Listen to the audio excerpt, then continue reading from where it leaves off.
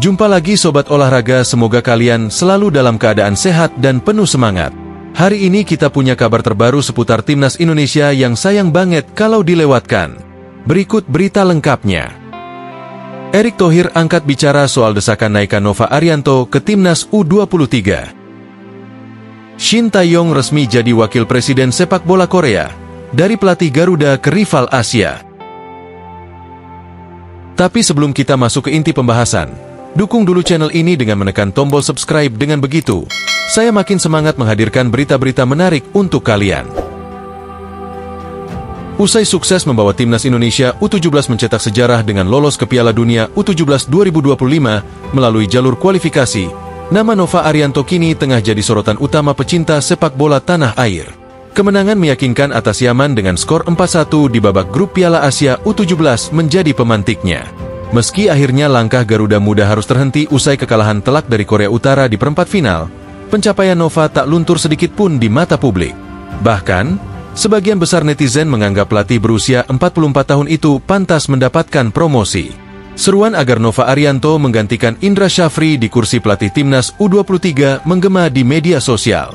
Tagar seperti "Kawal Coach Nova" hingga "Nova ke U23" pun berseliweran, menyuarakan harapan agar mantan asisten Shin Tae-yong itu diberi kepercayaan lebih besar di level tim nasional. Namun, di tengah euforia publik dan harapan besar itu, Erick Thohir memberikan pernyataan yang cukup menyeimbangkan suasana. Ketua Umum PSSI tersebut angkat bicara terkait desakan tersebut, menegaskan bahwa keputusan soal pergantian pelatih bukanlah perkara emosi atau tekanan publik semata. Menurut Erick, posisi pelatih di level tim nasional adalah ranah yang sepenuhnya berada di bawah kendali federasi. Ia menegaskan bahwa segala keputusan diambil melalui pertimbangan matang, bukan berdasarkan opini sesaat atau dorongan kelompok tertentu. Itu hak prerogatif PSSI, ucap Erick di Jakarta. Kami punya sistem evaluasi, dan setiap pergantian pelatih akan melalui proses review total. Bukan karena saya atau Exco saja yang memutuskan. Lebih lanjut, Erick memberikan sedikit kilas balik bagaimana PSSI mengambil langkah mengevaluasi kinerja Shin Tae-yong beberapa waktu lalu. Ia menegaskan bahwa segala keputusan yang diambil selalu melalui proses analisis yang menyeluruh, bukan langkah reaktif yang didasari 1-2 hasil pertandingan saja. Bahkan untuk pelatih sekelas Shin pun, proses evaluasinya panjang dan melibatkan banyak data serta pandangan internal. Dalam konteks Nova Arianto, Erick menilai bahwa keberhasilan sang pelatih bukan datang secara instan. Ia menyebutkan bahwa hasil luar biasa Timnas U17 merupakan buah dari pembinaan jangka panjang yang telah dilakukan Nova dan timnya selama bertahun-tahun. Nova bukan pelatih kemarin sore, ungkap Erick. Dia dibentuk dari proses panjang. Bahkan inspirasinya pun datang dari sang ayah, almarhum Sartono Anwar yang juga seorang pelatih hebat. Namun, bukan berarti PSSI menutup mata terhadap suara publik.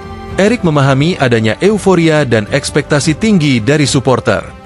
Tapi ia juga mengingatkan, terlalu cepat mendorong perubahan bisa menimbulkan ketidakseimbangan dalam struktur tim. Maka dari itu, PSSI memilih untuk berjalan berdasarkan rencana jangka panjang yang sudah ditetapkan. Meski begitu, muncul pula kekhawatiran dari fans bahwa keberhasilan Nova justru akan membuat posisinya di U17 terancam. Banyak yang khawatir, PSSI malah akan mengganti Nova dengan pelatih lain untuk ajang Piala Dunia U17 di Qatar mendatang. Maka dari itu, muncul pula gerakan "Kawal Nova" agar mantan bek timnas itu tetap dipertahankan membesut Garuda Muda hingga ajang dunia digelar November nanti. Menanggapi itu, Erick Thohir mencoba menenangkan. Ia mengatakan bahwa semua proses akan berjalan secara adil dan berdasarkan pertimbangan yang mendalam. PSSI tidak akan mengganti pelatih hanya karena sekadar ganti suasana. Setiap evaluasi akan melihat tidak hanya hasil pertandingan, tetapi juga proses latihan, perkembangan pemain, dan kesiapan tim menghadapi ajang besar seperti Piala Dunia. Dalam kesempatan itu, Erick juga memberikan pesan penting untuk para netizen dan supporter.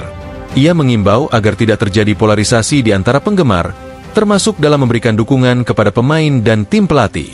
Ia menyoroti pentingnya menjaga mental anak-anak muda yang masih berada dalam fase perkembangan.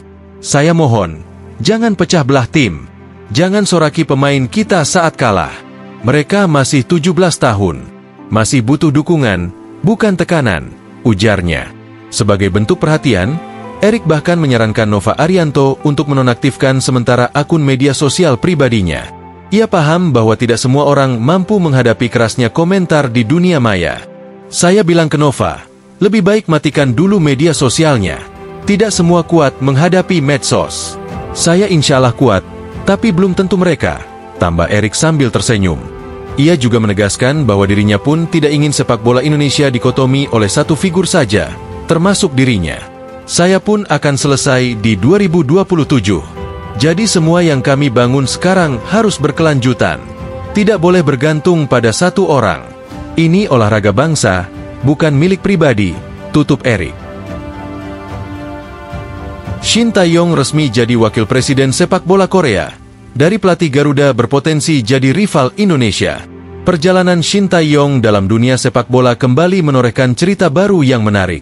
Kali ini, bukan karena taktik brilian atau kemenangan dramatis bersama timnas Indonesia, melainkan karena pengangkatannya sebagai wakil presiden Asosiasi Sepak Bola Korea Selatan, KFA, resmi dipercaya mengisi posisi penting di jantung kekuasaan sepak bola negeri ginseng. Penunjukan ini diumumkan setelah KFA mengumumkan struktur baru komite eksekutif mereka, hasil dari pemilihan ulang presiden asosiasi, Chung Mong-gyu, untuk masa jabatan keempatnya. Dalam susunan pengurus baru tersebut, ada 5 nama yang didapuk sebagai wakil presiden, dan Shin Tae-yong adalah salah satunya. Posisi yang diemban oleh Shin tidaklah simbolis semata. Ia akan bertanggung jawab dalam urusan internasional, termasuk menjalin kerja sama strategis dengan berbagai federasi sepak bola dunia. Dengan peran ini, Shin akan menjadi wajah sepak bola Korea di tingkat global, sebuah tugas yang tidak ringan, namun sejalan dengan reputasi dan pengalaman panjangnya di dunia kepelatihan. Sebagai informasi, Shin Tae-yong bukanlah sosok baru dalam tubuh KFA. Jauh sebelum menginjakan kaki di Indonesia, ia sudah menjadi bagian penting dari timnas Korea Selatan. Ia menjabat sebagai asisten pelatih pada Piala Dunia 2014, dan kemudian mengambil alih posisi pelatih kepala untuk turnamen serupa di Rusia tahun 2018. Salah satu momen paling ikonik dalam karirnya adalah ketika Korea Selatan sukses mengalahkan Jerman 2-0 di fase grup, meski akhirnya tidak lolos dari grup tersebut. Kini, dengan jabatan barunya di KFA, Shin seperti kembali ke rumah. Situasi ini memunculkan banyak spekulasi dan perbincangan hangat di kalangan penggemar sepak bola tanah air maupun Asia. Bagaimana tidak, ia punya pengaruh besar dalam kebijakan sepak bola Korea Selatan, negara yang bisa saja menjadi rival Indonesia di panggung Asia. Dampaknya pun bisa sangat luas. Sebagai salah satu wakil presiden KFA yang menangani kerjasama internasional, Shin Tae-yong memiliki akses langsung untuk membangun relasi antara Korea dan banyak negara, termasuk Indonesia. Ini bisa berarti positif jika kerjasama antar federasi makin erat. Tapi, dalam konteks kompetisi, ini juga bisa memperbesar kemungkinan Shin berhadapan langsung dengan mantan anak asuhnya suatu hari nanti, dengan status yang berbeda, bukan lagi sebagai pelatih, melainkan sebagai pengambil kebijakan dari negeri tetangga. Kehadiran Shin di posisi strategis ini bisa pula dimaknai sebagai sinyal kebangkitan sepak bola Korea di bawah kepemimpinan baru yang berpikiran modern. Dengan pengalaman melatih di luar negeri dan memahami karakteristik tim-tim Asia Tenggara, Shin bisa menjadi motor penggerak inovasi baru di tubuh KFA. Korea Selatan tentu ingin kembali menunjukkan taringnya, tak hanya di level Asia, tapi juga dunia. Dan Shin, yang punya kombinasi pengalaman internasional dan pemahaman taktik yang solid, adalah sosok yang dianggap mampu mendorong misi itu. Satu hal yang pasti, kehadiran Shin Tae-yong di pucuk pimpinan sepak bola Korea akan membuat peta kekuatan di Asia semakin dinamis. Bisa saja, dalam waktu dekat, kita akan melihat pertarungan menarik antara dua tim yang sama-sama dibangun dengan fondasi Shin, Indonesia dan Korea Selatan. Jika itu terjadi, dunia akan menyaksikan pertarungan ide dan filosofi dari satu sosok yang membelah kesetiaan demi kemajuan sepak bola Asia. Apapun yang terjadi, satu hal tak bisa dibantah. Shin Tae-yong kini bukan hanya pelatih, tetapi juga aktor penting dalam peta kekuatan sepak bola Asia. Dan di panggung ini, Indonesia bukan lagi sekadar peserta, tetapi sudah jadi bagian dari permainan besar. Semua ini berkat dedikasi dan kontribusi seorang Shin Tae-yong, sosok yang kini berada di dua sisi mata uang sepak bola Asia. Nah, itulah pembahasan kita kali ini. Semoga bisa menambah wawasan dan memberikan informasi yang bermanfaat untuk kalian semua. Jangan lupa terus dukung channel ini dengan like, share, dan subscribe agar kami semakin semangat menghadirkan konten menarik lainnya. Sampai jumpa di video selanjutnya. Tetap semangat dan dukung terus sepak bola Indonesia. Terima kasih.